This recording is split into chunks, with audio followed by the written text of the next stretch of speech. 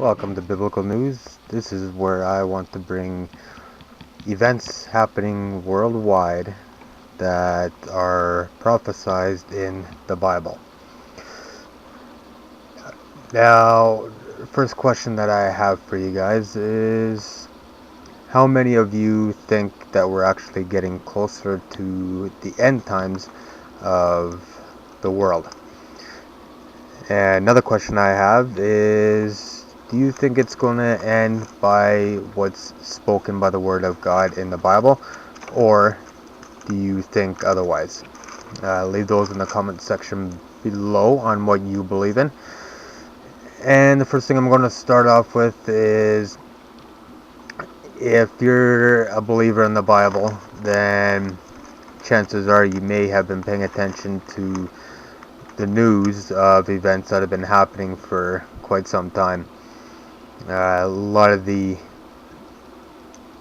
situations that have been happening have been highly increasing this year in 2014, such as wars that are going on or ready to break out. Let's take a look at a couple places. For example, let's look at Israel and the Palestinians, South Korea and North Korea, Russia and Ukraine. Now, the most recent thing that has come up is, you probably know that Pope Francis made his visit to Israel on May 24th. His first stop was in Jordan. And on the second day of his visit, I believe it was, he made an unexpected visit, or an unscheduled visit, to the security wall that divides Jerusalem from Bethlehem. And he bowed his head to the wall, or put his head against the wall, put his hand on the wall, and said a prayer of peace between the Palestinians as well as Israel. Now, throughout his journey there, he had set up an invitation for Israel to make peace with the Palestinians. So the invitation that he had set was, he wanted the president of Israel as well as the president of Palestine to come together at the Pope's place in Vatican for a prayer, and the prayer is of peace.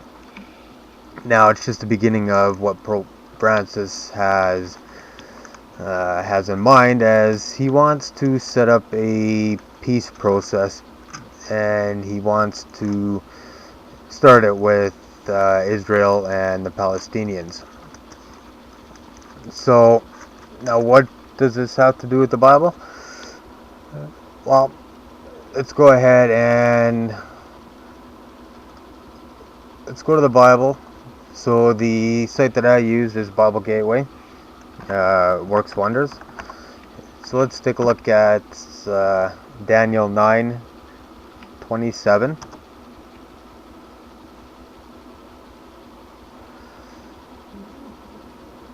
And it says here, and he shall make a strong covenant with many for 1 week, which would be 7 years, is what it states in, it would be the King James Version.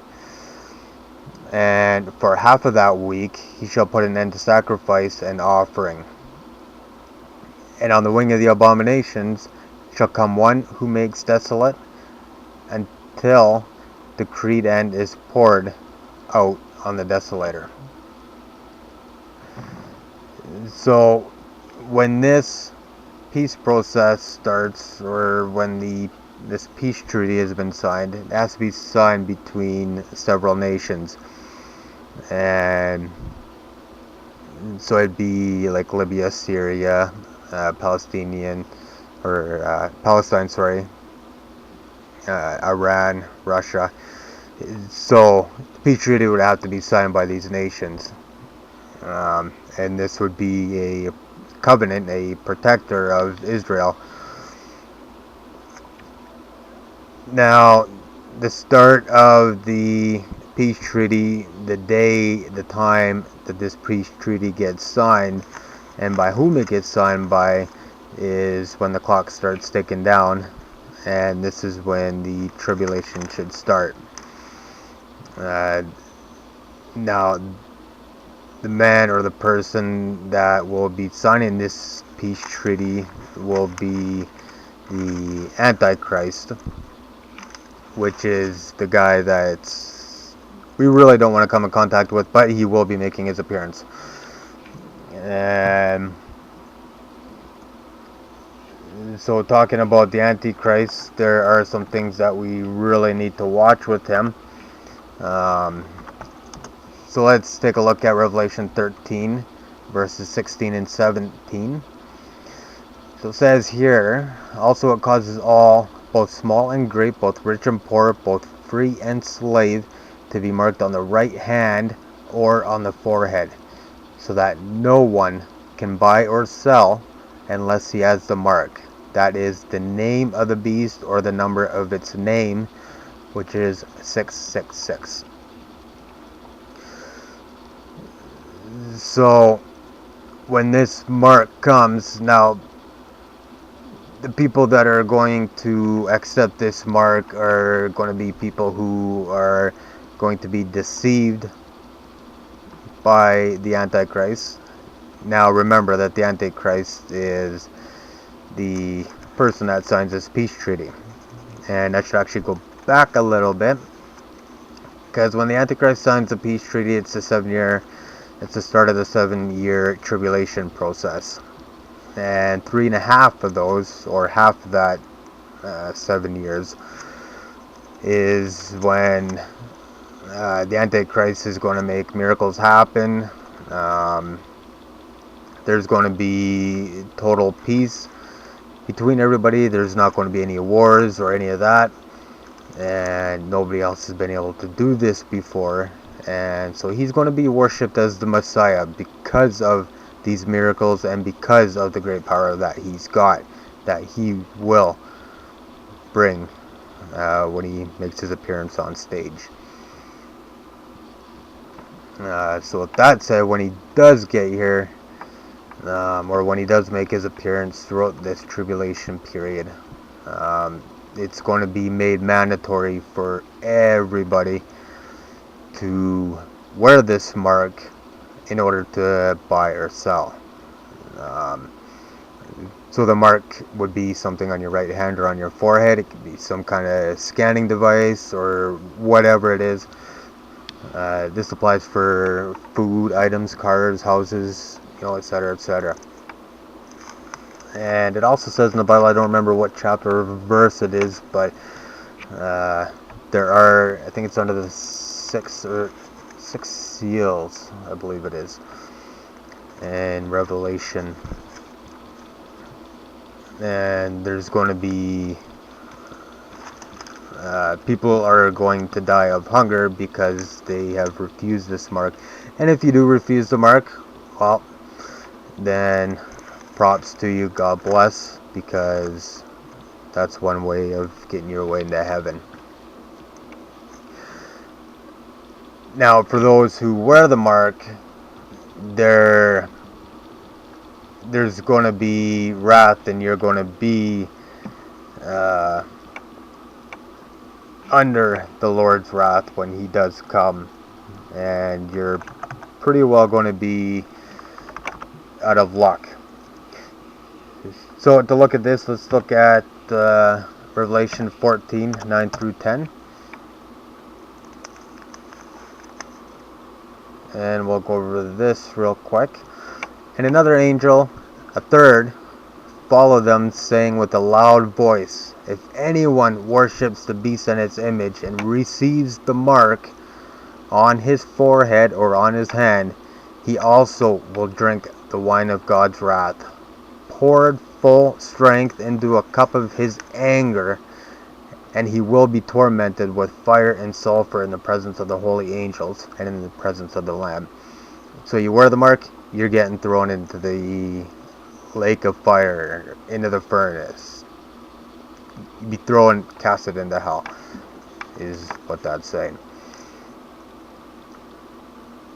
So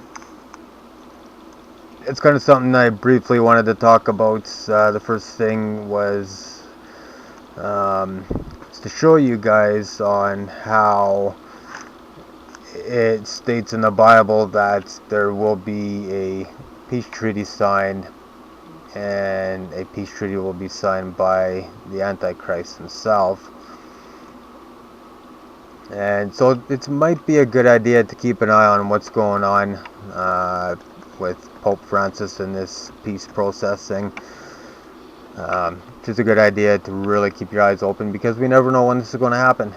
You know, it could come at any time. You know, the second coming of Jesus Christ could happen at any time. It does happen before the tribulation period. So another note to keep in mind to you guys is this is supposed to take place June 6, 2014, when the presidents of Israel and Palestine make their way to the Vatican to start this process. So it says here, President Shimon Peres of Israel and Mohammed Abbas of the Palestinian Authority accepted the Pope's invitation to pray together, and that the meeting would take place June 6th. It also says here, while the meeting is likely to be more symbolic than substantive, Israel's presidency is ceremonial, and Peres leaves office soon. It could have atmospheric significance for a peace process that has all but completely stalled. So this is something to keep your eyes open on. This is just my first video on this channel here, so apologies if I've been a little rough on it. Yeah, other than that, that's basically all I wanted to talk about in this video. So if you have any questions or you want to state your opinion, I know there's going to be backlash or negative comments, good comments, bad comments, whatever. You know, leave them in the comment section below. Your opinion is your opinion, and I would love to hear what your opinions are. Anyways, thank you guys for watching this video. Don't forget to thumbs up, subscribe. If you have any questions, leave them in the comment section below or send me a private message. I also plan on I want to try and do a video a day on this, because I want to try and get as much information out there as possible. Anyways, thank you guys for watching. God bless, and let the Lord protect you and keep you out of harm's way.